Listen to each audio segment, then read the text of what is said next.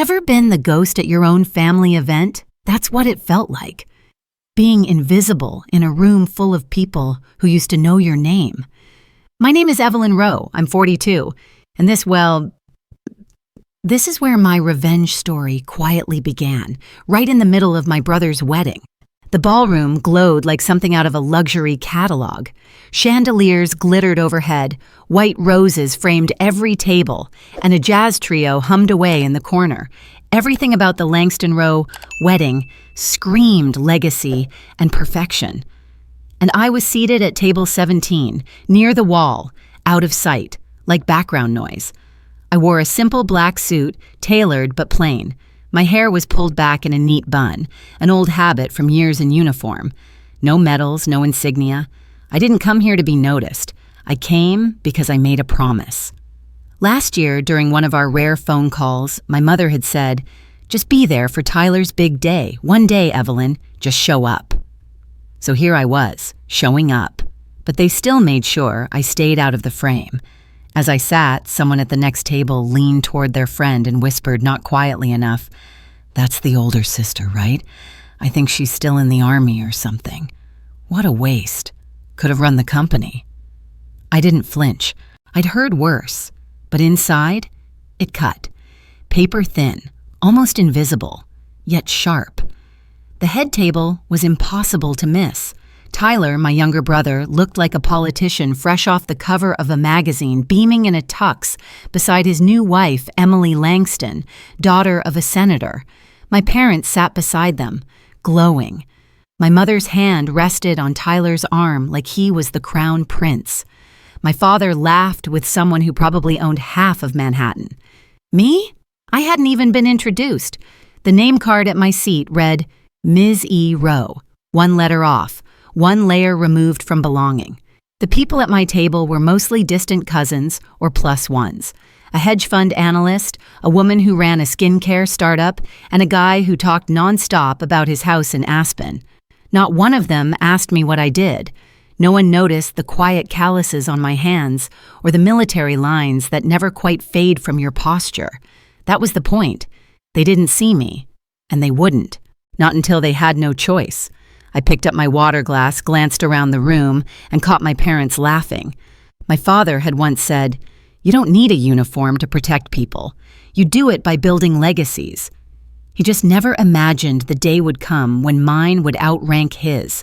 So I smiled. Cool, quiet, and unreadable. Let them keep looking past me. They'd find out soon enough.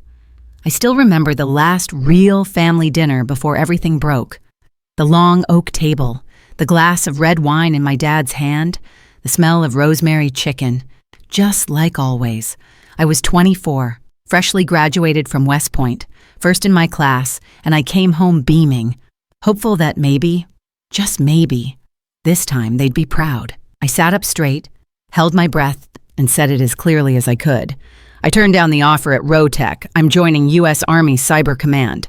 The silence was immediate and brutal. My father looked up slowly, like I'd just told him I wanted to become a street magician. "You're walking away from your legacy?" he asked, not angry, just disappointed in that way that lands like a hammer. I tried to explain. I talked about purpose, about protecting infrastructure, about serving something bigger than stock options. He sipped his wine. "Evelyn," he said, "people like us build. We don't salute." My brother Tyler laughed out loud. He twirled a fork between his fingers and added, "Just don't come crying when you're sleeping in bunk beds with no AC." They all chuckled. I sat there, heat rising in my face, biting my tongue. That was the moment I realized I could build a whole life, a whole career, and it would never be enough for them, because it wasn't their version of success. Looking back, I should have walked out then. But part of me stayed hoping. I still mailed them updates, photos of me getting promoted, of the NATO medal ceremony, even the one where I testified before Congress.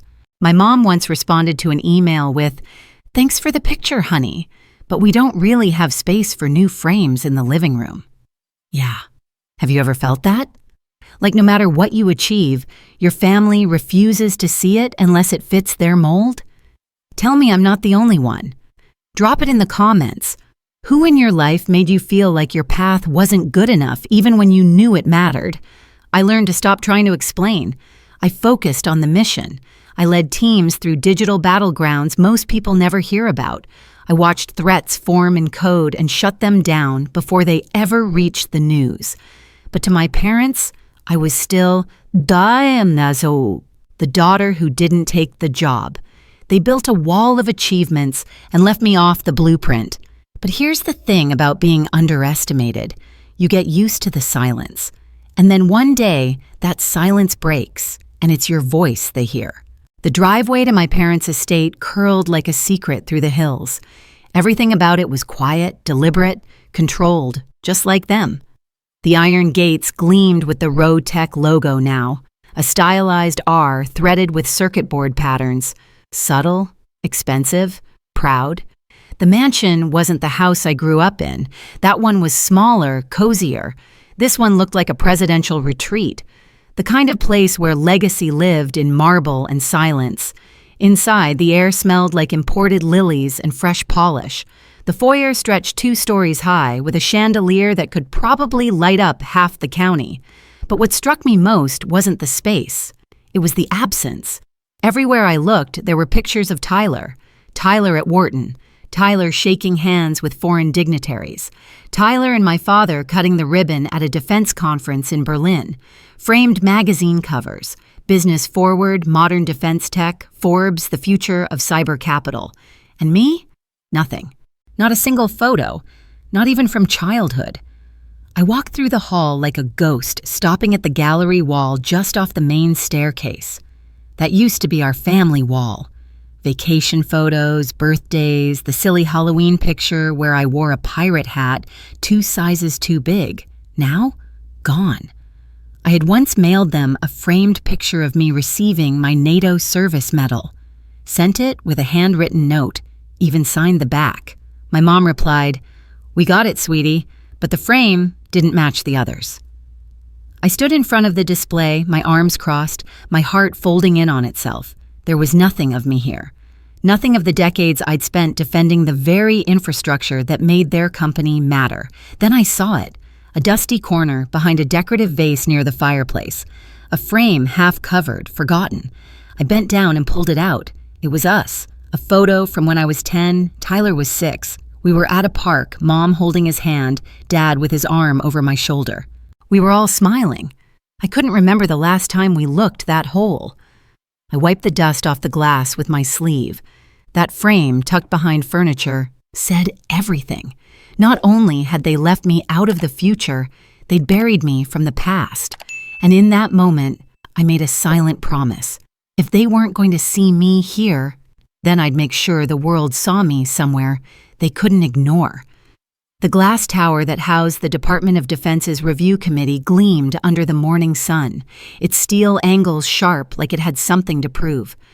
I stepped out of the black SUV wearing full dress blues, polished Oxfords, silver insignia, my ribbons, my rank, my name, all out in the open. Inside, staff paused to glance up as I walked through security. Most recognized the uniform. Some recognized the name, but no one said a word. They didn't have to. This was a high-clearance session, one where DoD officials and defense contractors met behind closed doors to discuss Project Helios, an advanced cyber defense initiative that, if approved, would define the next decade of national security. And Road Tech, my family's company, was one of the top contenders. What they didn't know, what my parents didn't know, was that I was the lead official overseeing the evaluation. I entered the boardroom without announcement. My heels clicked against the stone. The silence hit like a pin dropping in a canyon. Robert Callahan, the review board chair, stood immediately. He and I had worked together on a NATO cyberstrike initiative 5 years ago. His voice was calm but firm. "Ladies and gentlemen, we're joined by the lead evaluator on Project Helios, Major General Evelyn Rowe, U.S. Army Cyber Command." Every head turned. My father's pen froze mid-signature. My mother's expression dropped, eyes wide with stunned calculation. Tyler? He looked like someone had pulled the floor out from under him. I took my seat at the head of the table. "Let's begin." No dramatics, just precision. I pulled out the folder and flipped to the flagged page. 47 million, I said, sliding a copy across to their CFO. Filed as auxiliary research routed through your Singapore subsidiary. No technical documentation, no deployment logs, no audit trail. My father cleared his throat. That's likely mislabeled. I'll have someone fix it. I met his eyes. Mislabeled funds on a national security proposal are not clerical errors. They are disqualifying. A low cough. Someone shifted uncomfortably. We'll provide corrections immediately, Tyler chimed in, face pale. We had no idea. If we'd known you didn't need to know, I cut in. This isn't personal, it's protocol. I continued with the encryption flaws, the outdated fallback protocols, and their insufficient incident response framework. Everything in my tone stayed professional, but the room felt like a courtroom with no jury, just a verdict waiting to fall. I wasn't here as their daughter. I was here as the gate they hadn't even seen was locked until they ran face first into it. And the look on their faces, that was the moment they realized. The soldier they once dismissed was the one now deciding their future. The conference room emptied in stiff silence. Executives filed out with forced smiles and lowered eyes, but my parents lingered, standing across the polished floor like they didn't know where to begin. Evelyn, my mother said softly, her voice catching on the name like it hurt to say it.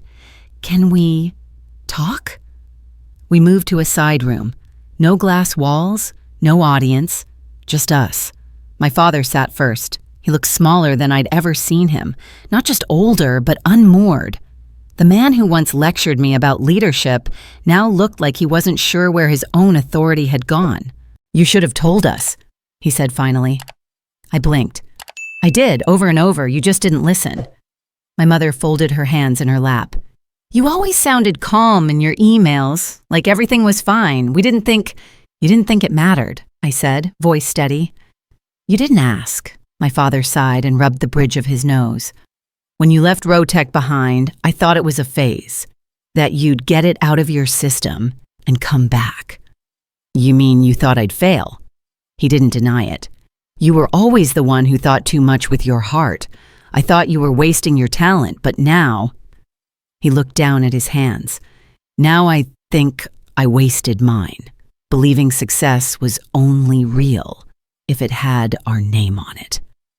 For a long second, I didn't know what to say. Then my mother leaned forward and reached for me. I'm sorry, Evelyn, she whispered, tears in her eyes, for not seeing what you were really doing, for making you feel invisible. I let her take my hand. It didn't erase the years, but it softened the edge. I didn't need you to agree with my choices, I said. I just needed you to respect them. And I didn't, my father admitted. I judged you by our rules, not by your reality. That's on me. Then something I never expected happened. He reached into his jacket pocket and pulled out a folded piece of paper. A photograph. Me, at the NATO summit, receiving my medal, the one I'd mailed years ago. I kept it, he said. Even if I didn't hang it, I kept it.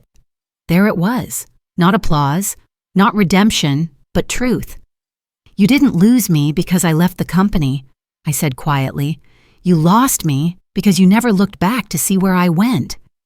Tyler entered then, holding 2 coffees and looking unsure. Didn't know if anyone needed caffeine or a peace offering. I raised an eyebrow. He set one down in front of me. Look, I was jealous. You didn't need validation. You just did the work. I kept chasing approval and still never got there. He paused. I'm sorry, Evelyn, I really am, but... And somehow, that one landed. I didn't smile. I didn't say it was okay, but I nodded. And for the first time in decades, the silence between us wasn't hollow. It was honest. We weren't healed, not yet. But maybe, just maybe, we were cracked open wide enough for the light to get in. It was a quiet Sunday evening when the invitation arrived. Thick cream-colored stationery, my mother's handwriting looping across the top. Sunday dinner, just us. No speeches, no suits, come home. The words felt tentative, almost fragile, like a door creaking open after years of silence. I arrived just before sunset. The estate looked the same. Symmetrical hedges, tall windows, stone perfection. But something in the air felt different. Warmer, less curated. Clara, the housekeeper who'd known me since I was a teenager, opened the door before I knocked. She smiled. "Miss Evelyn." I paused. No one had called me that here in a long time. She touched my arm gently. "It's good to see you." Inside, the scent of garlic and rosemary drifted from the kitchen. Real food, not catered trays. I passed the main living room without thinking and was halfway to the dining room when something caught my eye. I stopped. On the wall that had once been filled only with Tyler, his degrees, magazine covers, photos from international summits, there was now a new frame. Modest, black, clean. It was me. Full dress uniform, standing beside the NATO Secretary General. My posture straight, eyes focused. The American flag behind me. My medal gleamed on my chest, not because of flash or editing, but because it had been earned. I stepped closer. The frame wasn't in the center. But it didn't need to be. It was there. My throat tightened. I hadn't expected this. I didn't know I needed it until I saw it. From behind me, my mother's voice. "Your father hung it." I turned. She stood in the doorway, wiping her hands on a kitchen towel. Her eyes were gentle. "He said it was time." I nodded slowly. "Yeah, it is." Dinner was simple, real, no staff, no show, just a round table in the old dining room, mismatched plates I remembered from childhood, candles flickering like something trying to come alive again. We talked about normal things. Tyler's new R&D focus, Clara's retirement plans, even a stray dog someone was thinking of adopting. And then the questions started, genuine ones. What does cyber defense actually mean on a battlefield? How does predictive AI stop attacks before they happen? Are you ever scared? They listened. They leaned in. They didn't pretend to understand everything, but they wanted to. After dessert, my mom handed me a small envelope. "Meant to give this to you earlier," she said. Didn't want to make a moment out of it. Back at base, in the stillness of my quarters, I opened it. Her handwriting curved across the paper. "Evelyn, I'm proud of you. Not because you're a major general, but because you never stopped being who you are, even when we didn't see it. Love always, Mom." I read it 3 times before folding it and tucking it beside the NATO medal on my shelf. It wasn't about forgiveness or victory. It was about being seen, finally, as the woman I had always been. Have you ever had someone dismiss your worth just because you didn't follow their plan? Drop your story in the comments. I read every single one. And if Evelyn's journey hit close to home, share this with someone who needs the reminder. You don't need their permission to matter. You already do. New stories drop weekly. Like, comment, and subscribe if you're ready for the next quiet victory.